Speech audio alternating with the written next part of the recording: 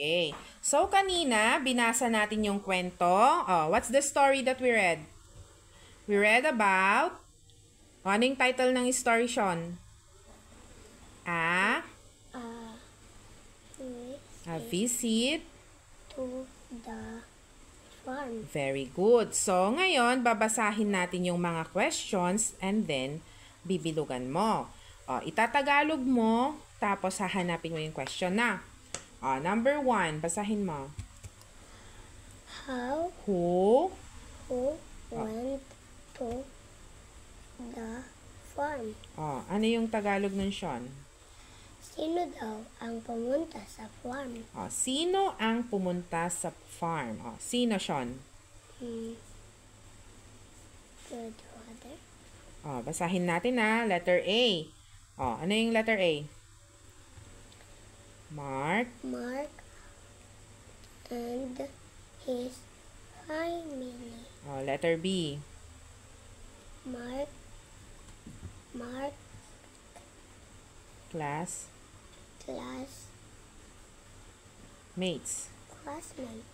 Letter C. Marks and teacher. And letter D. Only Mark. Basahin mo nga yung pinakauna na sentence doon sa story. Sean, ano yan? Last Saturday. Mark and his family went to his grandfather's farm. Sino daw yung pumunta sa grandfather's farm? May naka-vidak family. Si Mark and family. Okay, number 2, Sean. What did they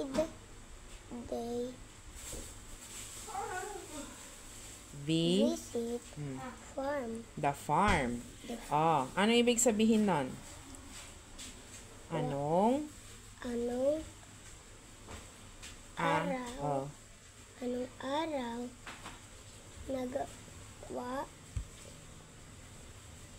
anong araw sila bumisita sa kaniyang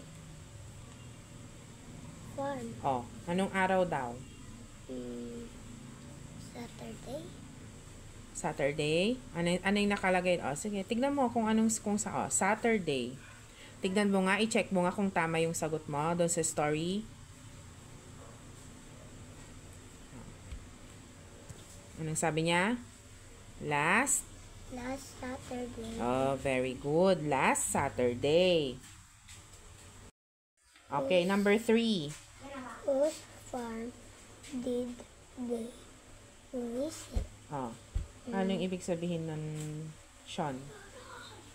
Kanino daw sila pumunta ng farm? Kaninong farm sila nagbisita or pumunta? Kanino daw, Sean? Grandfather. Nasaan dyan? Anong letter? C.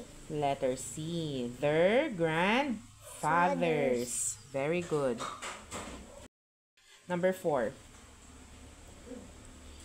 Where did the cows eat grass?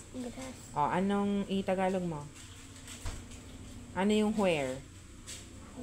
Saan kumain ang mga baka ng grass? Ng damo. Saan daw sila kumain?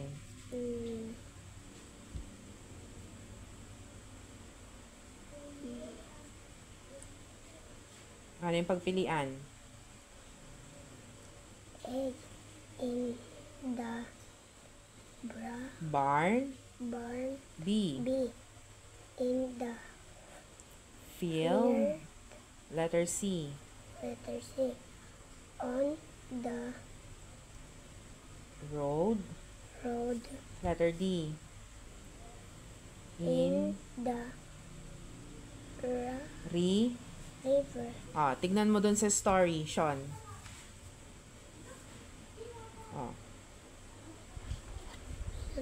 Dito. They Was saw so cow eating eating grass in the field. field. Saan sila, kumakain? The field. Sa field. Anong letter yung field? B. Very good. Number 5, Sean. What Animals animals were running around in the yard? Tagalog mo. A. Itagalog mo. Number 5. Ano yung what? Ano? Anong hayop Anong hayop ang tumatakbo sa palibot ng yard? ano yung yard? Bakuran. Ano daw? A. Dogs. B. Cats. C. Chickens. D. Ducks. Anong hayop? Chickens. Very good. Letter. Wait lang. Ulitan taman. Okay, number. Anong number na tayo? 6. Number 6. How did Mark help his grandfather? Ano yung Tagalog nun? How? Paano tinulungan ni Mark ang kanyang grandfather? Ang kanyang lolo. Paano tinulungan ni Mark? A. Help He pick mango. B. He cook rice. C. He fed the goat. D. He rode the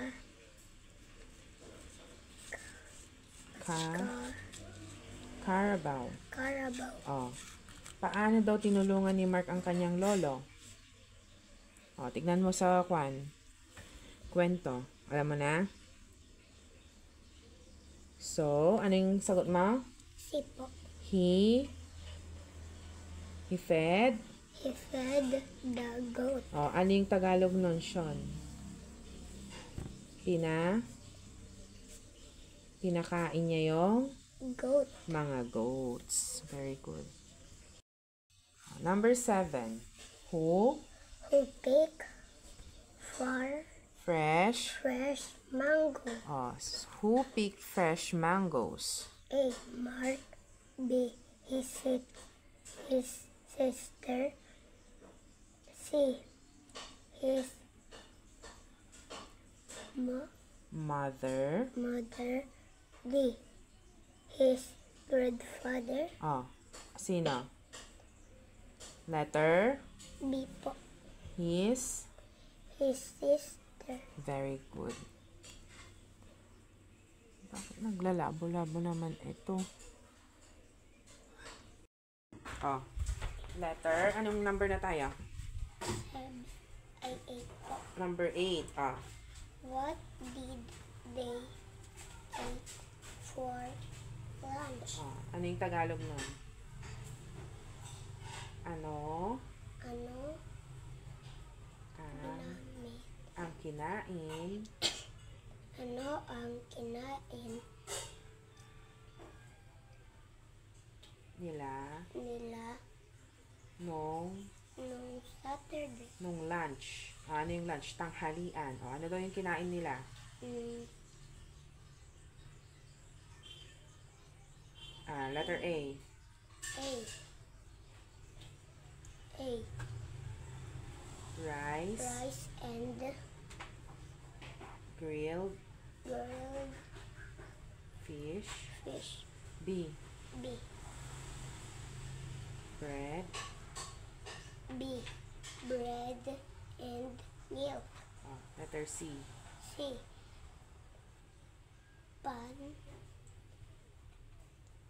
Pancake and juice. And letter D. Cake, Cake and ice ice cream. cream. O, ano daw yung kinain nila? Letter. A. Very good. And then, number 9. 9 po. Why Why did Mark laugh laugh with juice? joy? Joy. O, bakit daw nagagalak si Mark? Tawa ng galak na galak. O, A. Because he picked mango. kasi daw, nagpick daw siya ng mango. O, nagpitas daw siya ng mango. Letter B. Because He rode he rode the Carabao. Carabao. Kasi sumakay daw siya sa Carabao. Letter C. Because he ate fish. Kumain. Letter D. Oh, Because he he ran ran with chicken. ano yung sagot dyan? A. Tignan mo nga natin sa kwento. Tignan mo sa kwento, basahin mo. Dito. He He laughed laughed with joy as the Carabao he walked slowly. slowly. Ano yon? Ano yung pina niya? Mm, Dito sa first part, sabi pa niya dito sa first part, Mark rode the Carabao with sagot na po ko. Sagot na po. Ay, may sagot ka na. Ano yung sagot? Letter? C po. Letter C ba? Kasi kumain siya ng fish. Ano yung sagot doon?